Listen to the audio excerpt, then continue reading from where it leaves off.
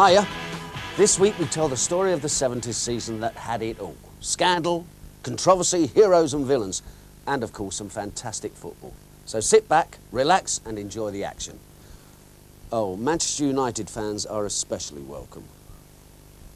I'd like a change of government. I've said this before. I think Sir Alf should be Prime Minister. I think I'd rather him be Prime Minister than manager of the England team. For English football, 73-74 was to prove a poignant season, with Sir Alf Ramsey's England having to qualify for the World Cup for the first time in over 10 years. Sir Alf was under pressure. Well, it's part of my employment to be criticised, and I think as the national team manager, every move, every item of England's performance is going to be analysed, and so I'm in the limelight more often than not. By contrast, Bill Shankly is supremely confident of his Red Army. Never mind Europe. I'm glad I'm in Europe. It's been a great thing for Liverpool, great thing for the country. But this is our bread and butter, and this is the one that we want. Kevin Keegan was becoming an Anfield giant. Touchdown! Keegan! 1-0! Leeds, devastated by another season of near misses, were clobbered with a £3,000 fine for previous misdemeanours. Do you think this is going to affect your position as manager, Mr. Revie, at all? The way the team plays? We play good attacking football. Motormouth Brian Clough thought Leeds got off lightly and claimed the FA could have cleared the game up in one foul swoop by relegating Leeds. On the pitch, it was Clough's derby who kicked off the season at home to Chelsea.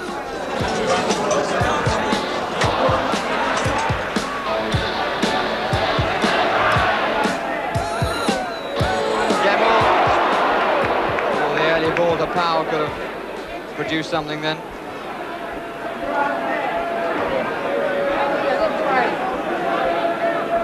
Webster, Davis, McGowan.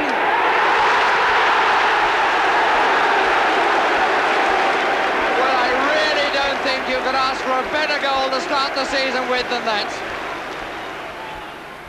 At Manchester City, Rodney Marsh's latest star-studded forward partner was Dennis Law, fresh from Manchester United, where he made his debut at home to Birmingham. All five forwards up. Number 10, Francis Lee. Aimed at Bell, who got there. Law! What a moment for Dennis Law. Opens the scoring on his second league debut for Manchester City. Birmingham defence have done well in the absence of John Roberts.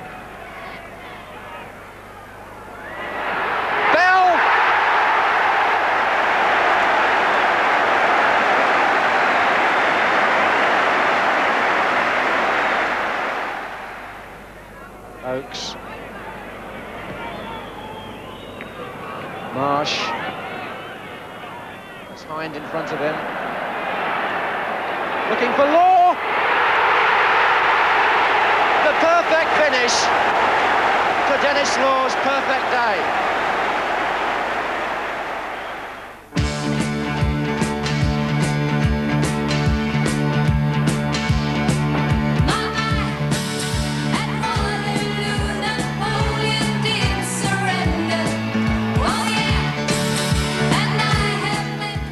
Leeds had the only 100% record in the league as they went to Spurs. It's Bremner! What terrible marking by Tottenham!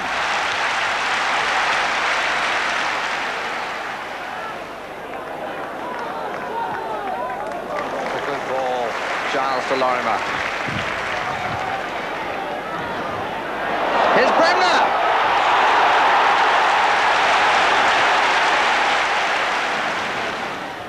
Maybe not showing what must surely be a pleasure in his mind.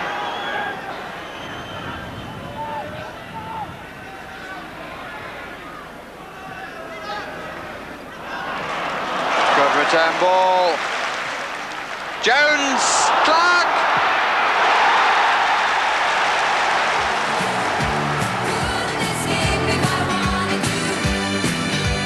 Liverpool had also got off to a good start, with Keegan and co firing at all cylinders as they met Chelsea at Anfield. Uncertainty between Hughes and Thompson. Keegan!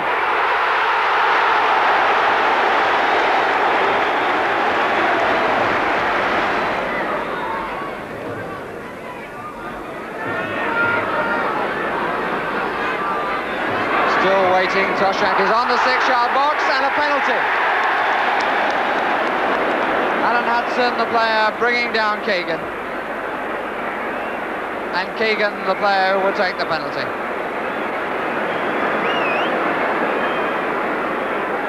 Referees were under strict instructions to stop goalkeepers moving before the penalty was taken, particularly against Liverpool. And he does it! As the replay clearly showed, Keegan should have put it in the other corner. How much time have you actually got to move?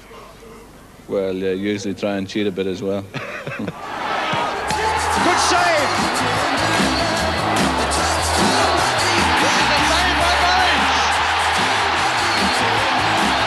And Jennings saves it. He went the right way, Pat Jennings. A certain Mr. J. Hill had his own theory on how to stop these heinous crimes. With my method, the method that I recommend, if you use your eyes to watch the goalkeeper's feet, you can use your ears to listen for the sound of the ball. No movement there and well saved.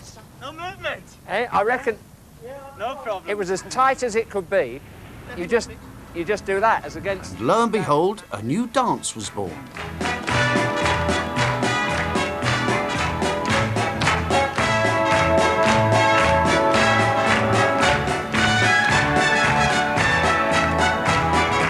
And I think that's as foolproof as any method you could use. Leeds were still top, but Derby had crept into second when Big Mouth struck again.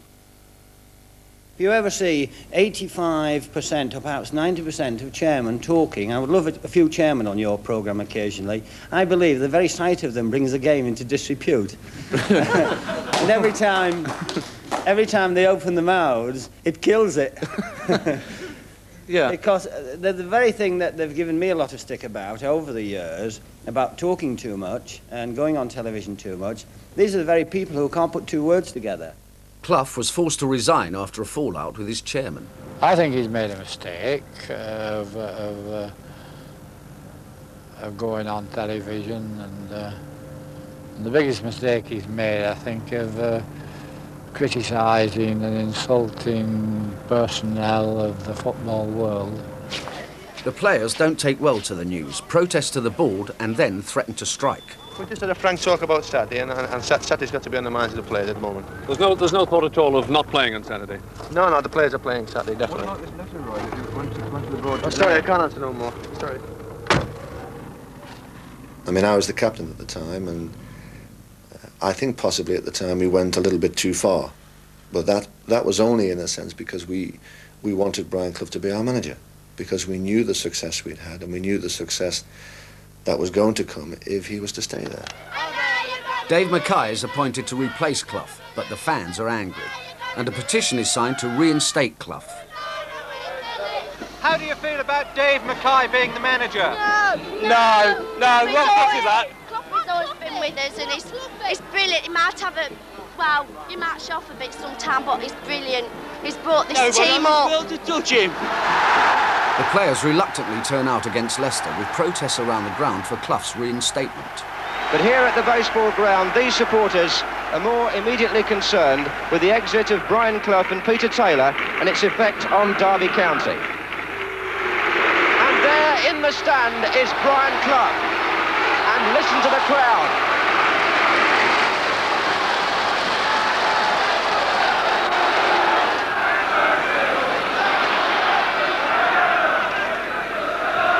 Newton, Davis, nice turn.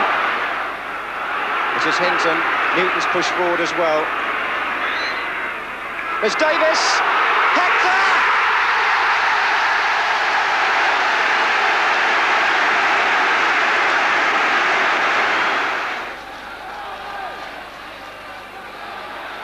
Here's Davis.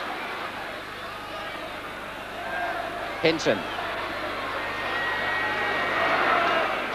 McGovern's on the far post. Oh, my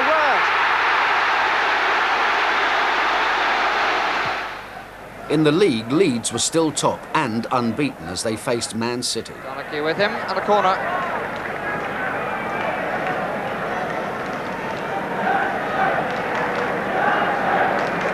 McQueen. doing a Jack Charlton.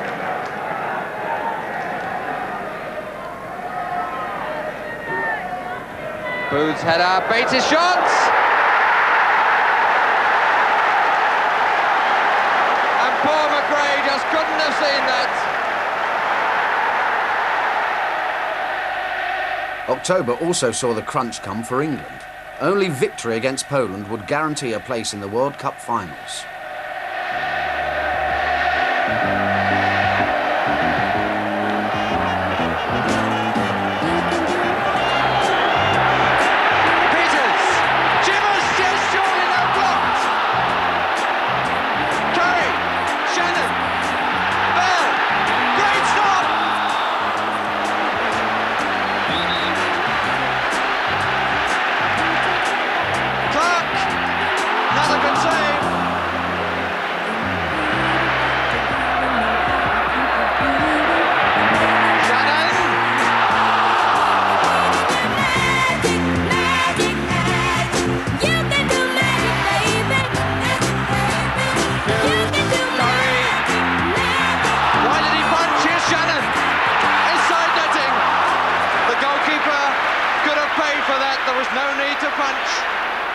Hunter's got to make that, and he's lost it.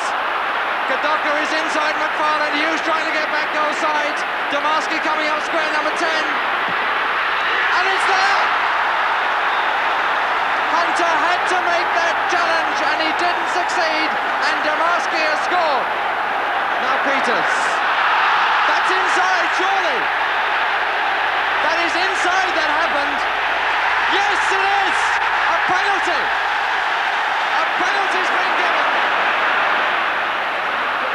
Clough against Tomaszewski, and England are praying. And he's made it!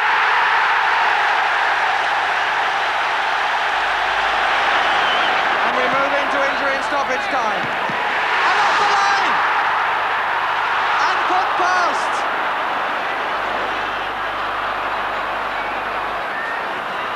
Curry. Peters is underneath it. Here's Bell. Will it come down? Off the line again by Bozanski.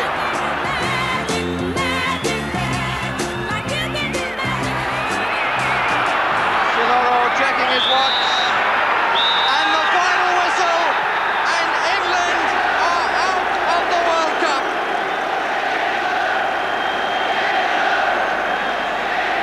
The end of an era here at Wembley. To play Poland and play really, really well, and not be able to beat them was just, we were just devastated, really. You can go, I could sit here for another 2 hours and list all the chances we had and goal line scrimmages and whatever, and we just didn't get through. And you know, being England captain on that night was a great honour, but it was devastating not to be able to kind of take it on to be England captain for the World Cup, which was in Germany. Failing to qualify, Ramsey was forced to quit. Joe Mercer took over as caretaker manager until a new appointment could be made. Mercer was almost apologetic about replacing Sir Alf. Alf created something special. He created loyalty and a team spirit, which was never before. And obviously they're sad. Who wouldn't be? It's always sad when a champion hits the dust.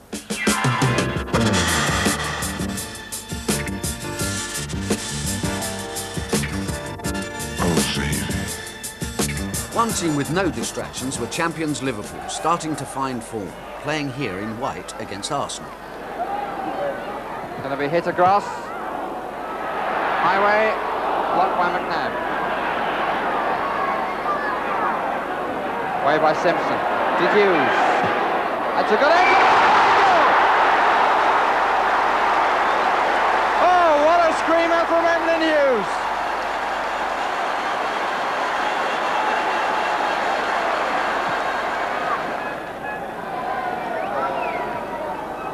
Toshek!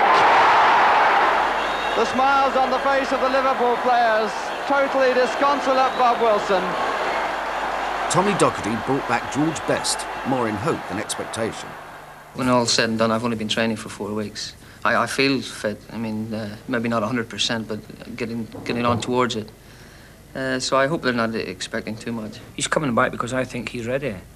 I don't expect him to be the George Best of 2 years ago. But I think in half a dozen to another 8 games, he won't be the George Best of 2 years ago. In fact, I think he'll be an even better player than he was.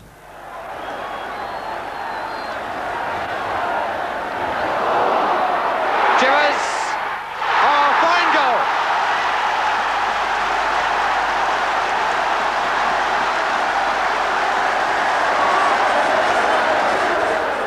Best.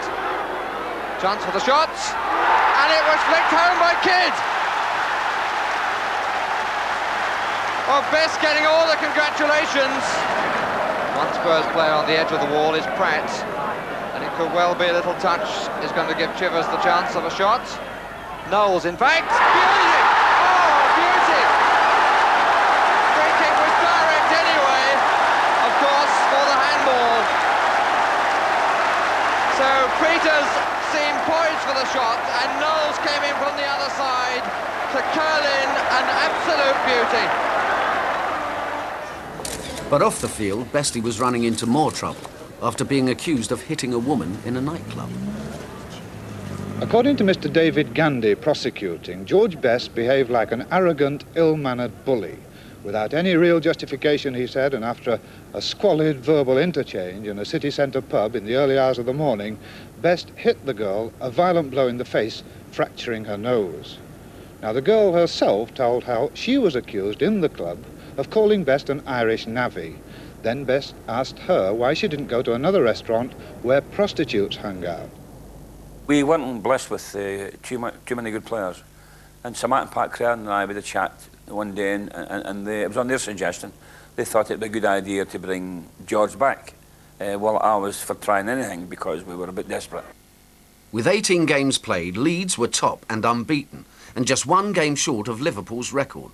But Reevy remained cautious. We don't like talking about records. It's like a good golfer when he gets the ball going well on the first 9 holes. Everybody starts talking what you're going to do on the back 9. Good golfers concentrate on 1 hole at a time. We concentrate on 1 match at a time. We'll do our best on Saturday to equal Liverpool's record, but making predictions, no.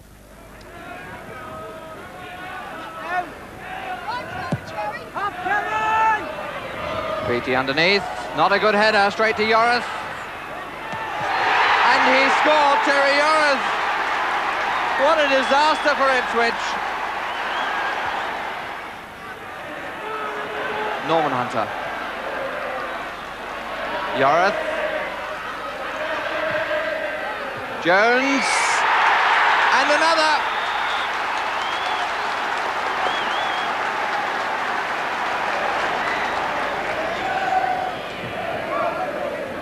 Clough. Rooney just inside. Yorath on the far post. Clough going it alone.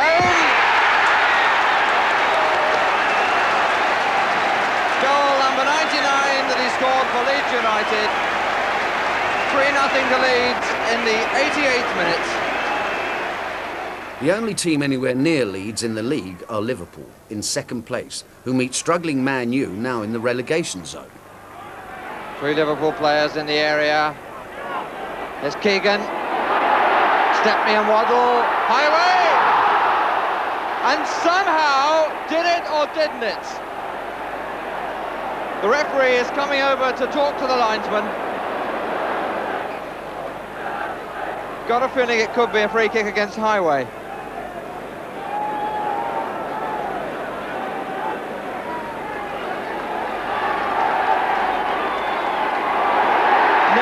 Going to be a penalty. Highway came in, Waddle was there, Stepney was watching it come down. The replay showed it was the hand of United's keeper Alex Stepney. Nothing was going United's way.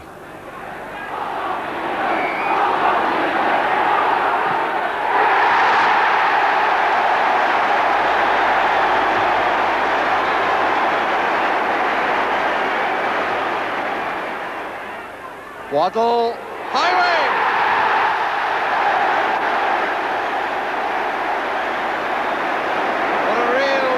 to delight the crowd. Despite Liverpool's win, they were still 8 points behind Leeds in the league. As Prime Minister, I want to speak to you simply and plainly about the grave emergency now facing our country.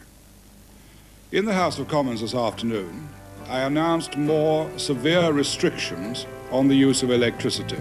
We are limiting the use of electricity by almost all factories, shops and offices to 3 days a week. Knock, knock, knocking on heaven's door. The advent of the 3-day week brought a floodlight ban and the introduction of Sunday football for the first time in history. Despite large crowds, religious groups were not happy with football being played on the Sabbath and protested outside the grounds. We believe it's a breaking of the fourth commandment of God. I know that much has been said during the past week, and indeed one of the editors of our leading daily newspapers remarked that the churches had not protested on theological or scriptural grounds. I feel very sad about this because I believe that the fourth commandment is part of the moral commandment of God. It's against the way of life to Englishmen, in my belief. I think the average Englishman considers Sunday a day of rest where he just wants to do what he wants and possibly be with his family more than what he does any other of the 6 days of the week. In the third round of the FA Cup, legendary cup giants Hereford, now in the third division, drew with West Ham at Upton Park and took them to a replay at home. West Ham finding themselves some space. Lampard. Best on the far post. And that's a good goal by Clyde Best. There's Evans. Penalty. David Wallace pointing straight to the spot. And he really had no doubts at all, the referee. 1-1.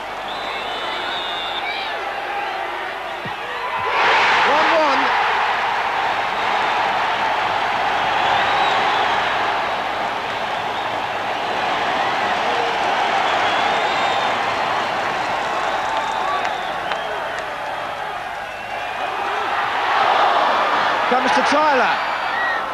There's Jones. Yes! Alan Jones has scored!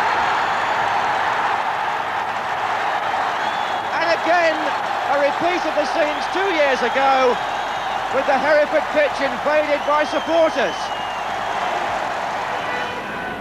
In another replay, Newcastle, after drawing with Hendon at home, replayed at Watford. There's McDonald. Used his head well then. Taking on Deadman. White foot shot is on and a good one!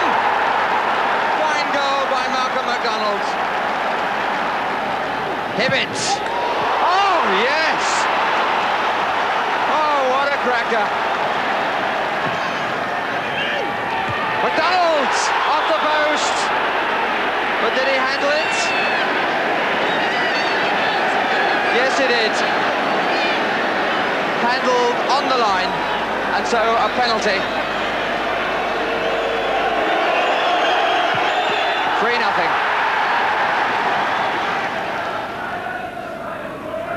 Gibb. Bit of Deadman behind him. Well used to Kennedy. Tudor.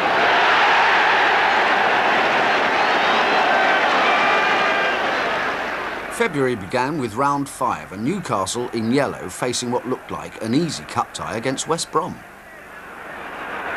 Tudor forward in the inside right position. McDonald in the centre forward position, just left of the penalty spot. Pulling away. Here's McDonald! They lost him.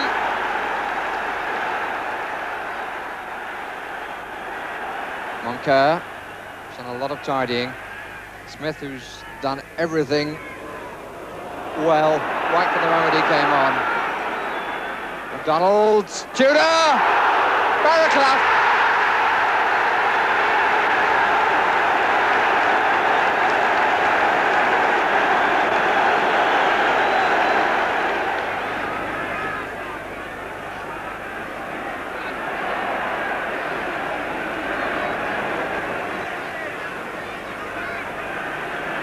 Clark What a good ball to Clough. Tudor!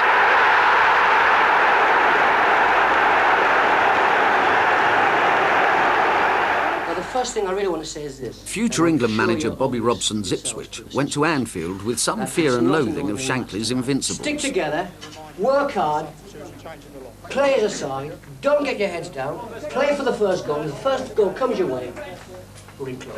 Get to the match. All the best here. Now's the time. Do it now.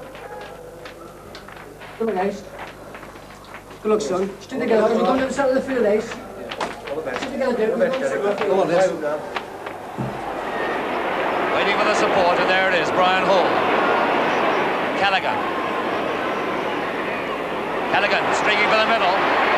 Looking for Hall, it's a good one! Hall's shot, it's there! Off the post!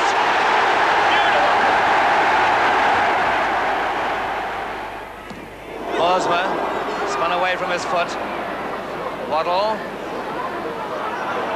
Talbot going with him. It's come through. It's come right through. Keegan. There it is. He was a bit lucky to get it. Last year's cup final losers Leeds obviously fancied their chances against second division Bristol City, but a draw in the first game had them worried. Good ball. Fear is through. Leeds defence absolutely wide open.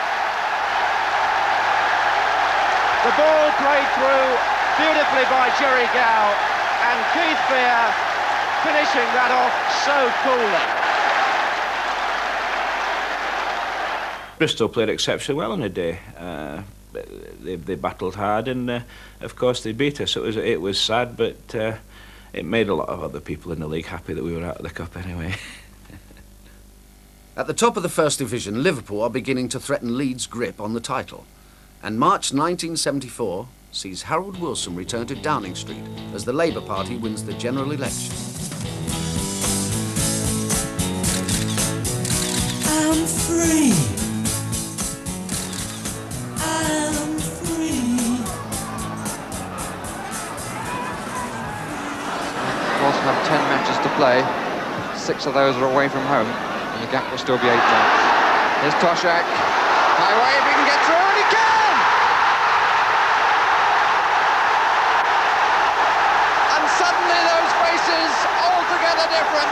The hands being waved in the air, the voices going at full throttle, and the picture completely changed. The gap was now down to 4 points, and Leeds were becoming jittery.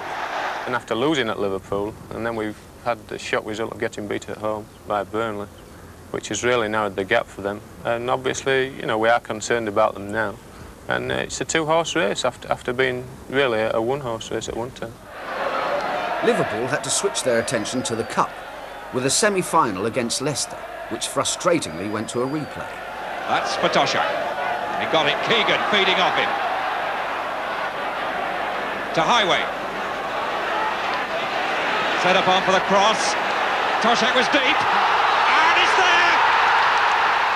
The ball went loose. Brian Hall was in there, but it seemed to ricochet in the first minute of the second half.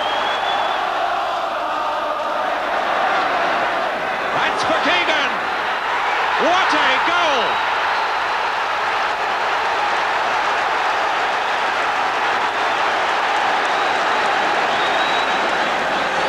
Ball back for Toshak. He's on his own. Shilton left. 3-1.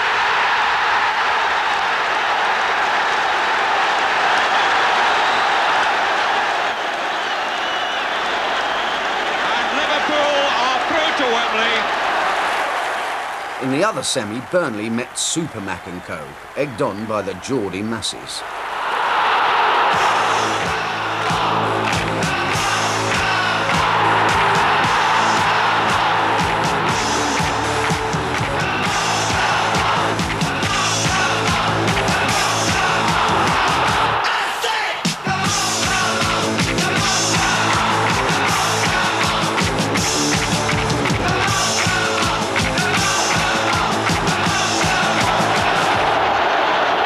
Despite their wobble, Leeds remained top, as they had all season, and played Derby knowing the pressure was on Liverpool. Jordan to Bremner. That's a good ball for Lorimer. 1-0. And just the goal that Peter Lorimer wanted. One of the most disappointing sequences that Leeds have had. It's Peter Lorimer's first goal in the league, apart from penalties, since the 8th of September. Cherry with the free kick. It's Bremner! That's it! And Leeds have done exactly what they did in the first half. They've come out of an uncertain period, out of defence, and they've snatched a goal. And with Liverpool failing to win any of their last 4 games, Leeds went to QPR on the penultimate Saturday to be crowned as champs.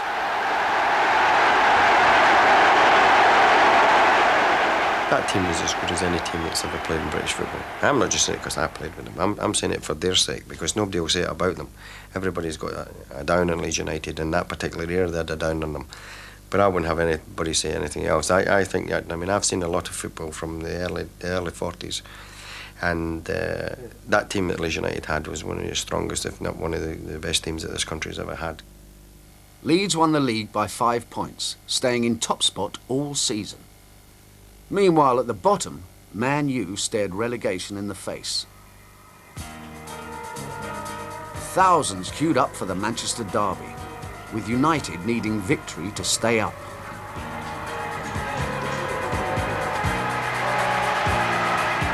Their fate was sealed by a backheel goal by ex-Red Dennis Law.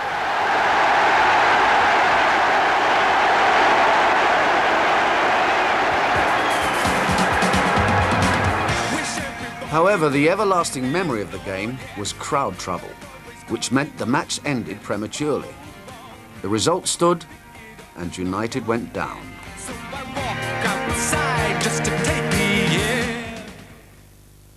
Newcastle fans were in good voice en route to the cup final against Liverpool.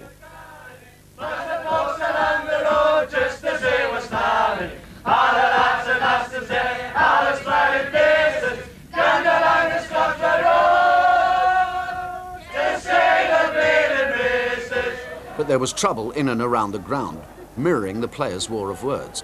Supermac predicted Liverpool's downfall. We're a tremendously attacking side, you know, and we just keep going forward all the time. Bobby Moncur's got a 6 on his back. He's classed as a sweeper.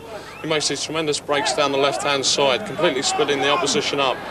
And yet we let no goals in. And this is why I feel that we've got every chance of winning the cup. I thought, well, if we can't beat this side with one player, and then to top it all, he started mouthing what he was going to do to me and Smitty at the back. You know, he was going to murder us. We didn't have pace. We couldn't jump. He was too quick. He was too strong, you know.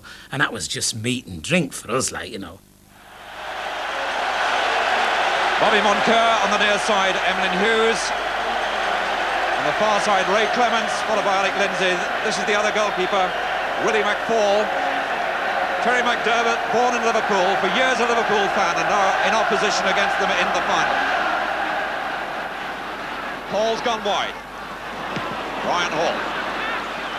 They're really attacking Frank Clark in the second half.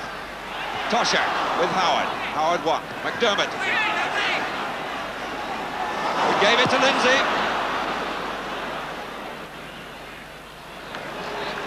Liverpool throw. And Shanks' army, this Liverpool side, swarming forward now. Hall. Keegan! Goals pay the rent, and Keegan does his share.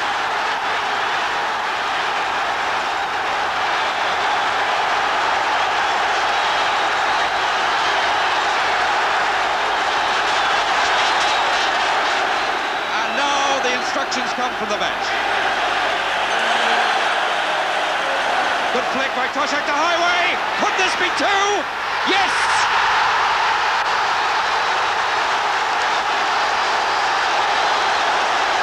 Jim Smith's face in the foreground says it all as the Liverpool bench celebrates and the supporters get ready for the party. And the place seems to be swarming with red shirts. Lindsay. Keegan. Callahan's available behind Keegan. Beautiful ball to Smith. He didn't have to move to get it. Paul to Smith. Highway, Liverpool showing them party pieces. He wasn't offside. Smith. Yes! Keegan second. And Newcastle were undressed. They were absolutely stripped naked. It's all over, he's saying. He's just waiting for that final whistle to go to get to his players. And it's gone. Shank salutes the supporters. The players from Liverpool celebrate as well they might.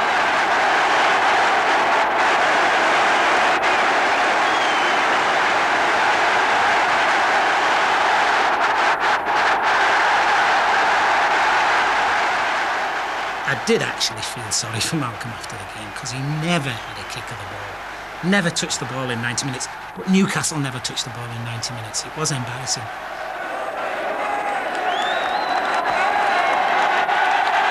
A moment to savour for any player. Her Royal Highness Princess Anne, and the cup belongs to Liverpool.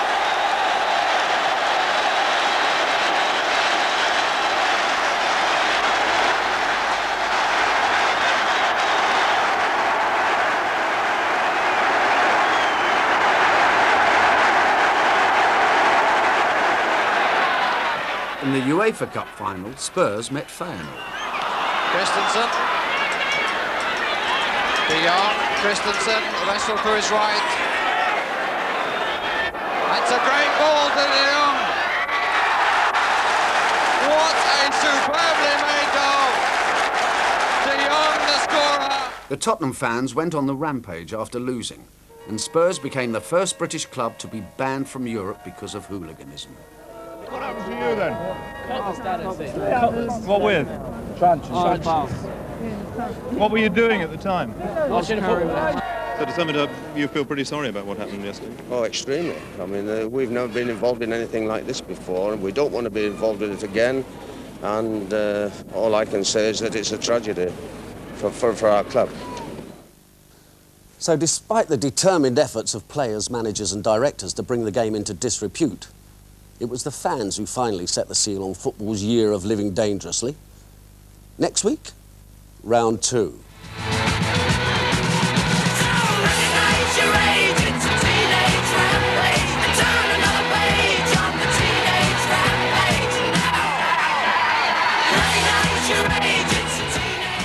And it's another year on tomorrow at the same time here on BBC Two.